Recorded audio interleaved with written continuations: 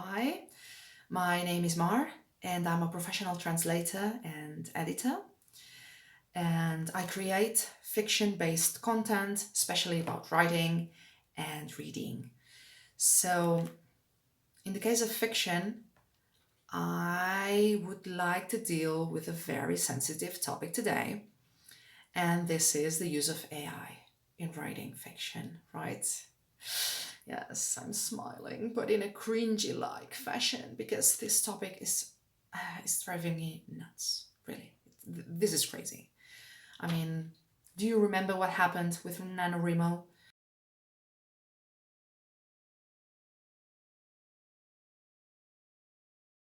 So this year, NaNoWriMo is backed by ProWriting Aid, and I bet it's going to be beautifully crazy. Okay. So right now, this is Preptober month. As I'm getting ready and making notes to start NaNoWriMo this November. But this is not the topic of this video. Today's topic is the use of AI in fiction. So I know many of you are strongly against the use of AI, and I'm not going to blame you for that. In fact, I'm on your side, but with some really small amendments. So first things first, okay?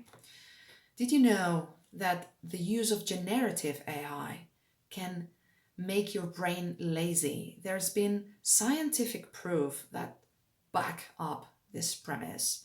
And I'm not gonna go over the details because many other videos on YouTube already talk about that and they do it fantastically.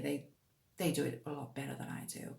So if you're curious into the scientific side of this issue, you can check any videos you can find online about this issue.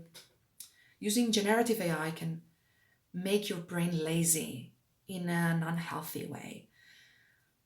But besides that, the psychological aspects, like the feeling worth, feeling pride about the product you're writing, that's also important, right? Writing a novel and planning for it, it takes a lot of effort, it takes a lot of time, and I wouldn't change that for anything in the world, right? But would I discard the use of AI completely? Now, I wouldn't do that. Because first, I would like to make a distinction. There's generative AI on the one hand, and then there's assistant AI on the other. So I would strongly recommend the assistant kind of AIs and not favor the generative kind, okay?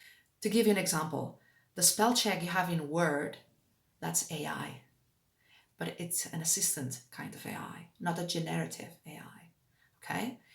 If you use that kind of tools, I think you're playing it safe, I think. Yes, you're playing it safe.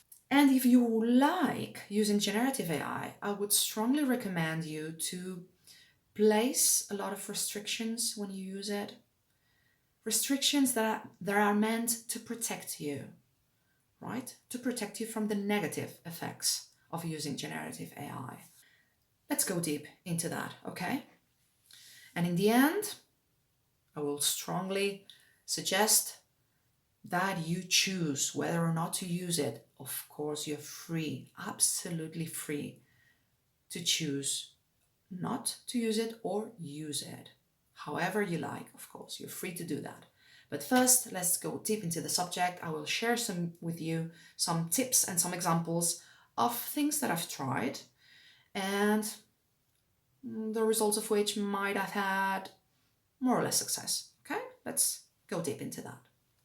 So first, I would say that using generative AI should be basically about things that you cannot achieve by any other means. Now, for example, let's imagine you are trying to do some research about a difficult subject. Difficult not because it requires a lot of effort, but it requires difficulty in achieving sources, like reliable sources.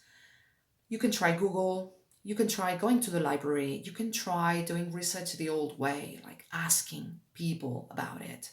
Going on the street and grab a mic or your mobile phone and record these people, right? You might read articles, read newspapers, watch documentaries to expand your research. These are traditional sources to make research, right? But in the case you're running out of resources, why not use generative AI? But with a difference, with a restriction. In the prompt, don't make the generative AI do the work for you.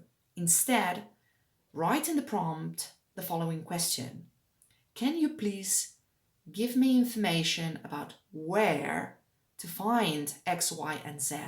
Because it's been difficult, because it's been impossible, because I live far from that place, or whatever other reason. Okay? So use it as an assistant, but not as something that does the work for you. Now, you have to be mindful about it. When you're writing the prompt, be very, very mindful about what you want, what you need, and the kind of result that you want to achieve. Okay? Be sensible. Like, for example, I like Avatar: The Last Airbender series, and in particular, I like the character named Zuko. What do I like about him? I love his progression. I love how he evolves. So I wrote in a prompt for ChatGPT in this case, and I asked it to give me an outline of questions following Zuko's progress as the story goes from point A to point B, from the start to the end. So I ended up with a bulleted list of questions about Zuko and their answers, of course. So I used that as a template. I erased the answers and used the questions for me, for a new character, for my novel, so I can mimic, I can emulate that kind of character progression in a very easy, streamlined way. Right, another example. Have you ever wondered about market trends in literary fiction? Maybe you are considering writing a novel in a genre you're not 100% sure about how it works and you would love to know more. In my case, I had no idea whatsoever about romantasy. So I did my own research online, thanks to Google, and then I went to Wattpad and I carried out some more research there. And then eventually I went to ChatGPT and prepared a specific prompt for it about romantasy. I wanted to know a basic definition. I wanted a list of features, a list of tropes, and also a list of expectations from readers, what they expect and what they don't expect from a novel from this genre. So I ended up with a very comprehensive list of characteristics for romantasy. And that's the moment when I started planning my new novel. I chose the right kind of characters, the right character arcs, the right kind of background, etc., etc., etc., for a new novel that I know it's going to be accepted in the community. So you can use generative AI to give you some information about market trends in the case you're not familiar with this genre because you've never written anything in it, but you're curious, for example. Okay.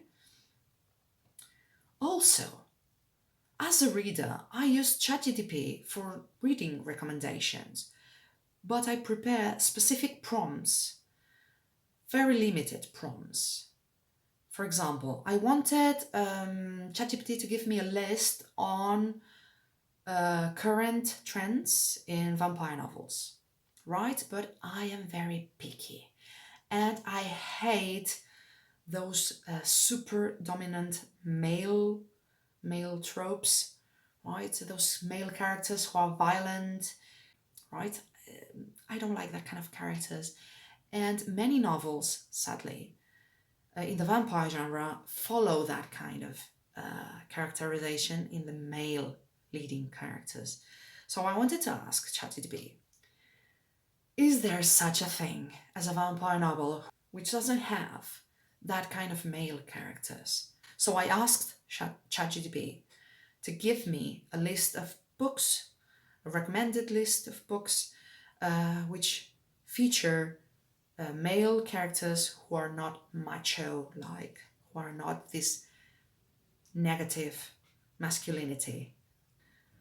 So ChatGPT gave me a list of books with vampire characters, male characters, who do not follow this kind of negative characterization, okay?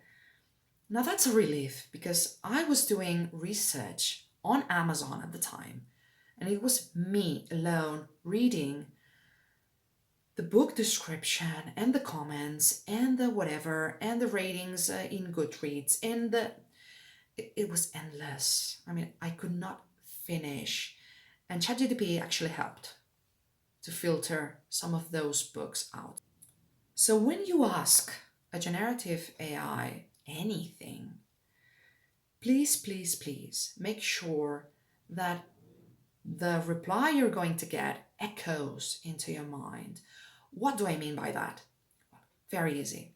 I want the reply from the generative AI to prompt me to work, to think, to use my gray matter, okay? Not the other way around. Usually, lazy writers or lazy people in general use generative AI to do the work for them. Now, what I'm asking you is to prepare a specific prompt whose answer is going to prompt you to work, to be better, to improve what you have so far, okay? So the response needs to make you active, not passive, okay? That's what I like about generative AI.